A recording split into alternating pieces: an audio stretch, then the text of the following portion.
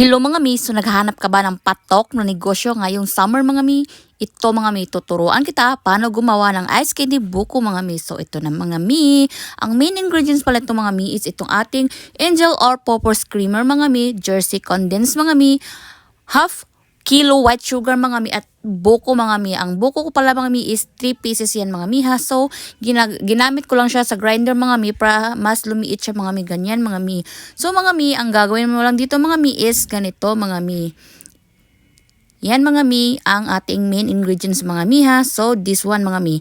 Ito palang tubig na ginamit ko mga mi is buko juice yan mga mi ha. Tapos lagyan natin ng 2 cups ng cornstarch mga mi para mas lumapot at sumarap yung buko juice natin mga mi. So ang gagawin nyo lang mga mi is i-shake mo lang siya ng ganyan mga mi until na mas sticky yung juice niya mismo mga mi. So dito mga mi, gagrind muna natin yung buko natin mga mi, mismong buko mga mi, para mas sumarap siya mga mi at ma-feel mo talaga para pagkain mo mga mi, ma-feel mo yung buko mga mi. So ganito siya dapat ang consistency niya mga mi ha. Ngayon mga mi, dapat isi-shake mo na siya ng mabuti mga mi para mas lumapot at mas sumarap siya dyan mga mi. So ganyan lang gawin mo mga mi ha. Basta palagi mo lang siyang i-shake mga mi ha. Yan mga mi. So pag nakita mo na medyo sticky na siya mga mi, pwede na siyang ilagay ang ating mga ingredients yan mga mi. So ganito lang ating ilagay mga mi ha. Una is ang ating buko mga mi, yung nag-grind na natin mga mi. Yan mga mi. So ilagay na natin siya. Dahan-dahan mo lang sa paglagay mga mi para hindi ka naman mapaso mga mi. Yan mga mi. Ilagay mo na yan ang ating buko mga mi.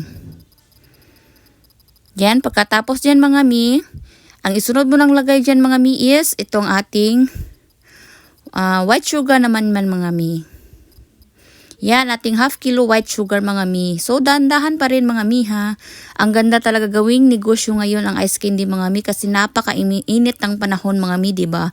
At madali rin din itong maubos mga mi. So, pangatlong, gawa ko na pala to mga mi kasi napakasulit at bintado siya mga mi. So yan mga mi, nilagay ko ng ating condensed mga mi. Any kind of brand lang ng condensed mga mi ha. Tapos yan mga mi, nilagay ko na ng ating Angel all-purpose creamer mga mi para mas sumarap at lumapot naman ang ating ice candy mga mi.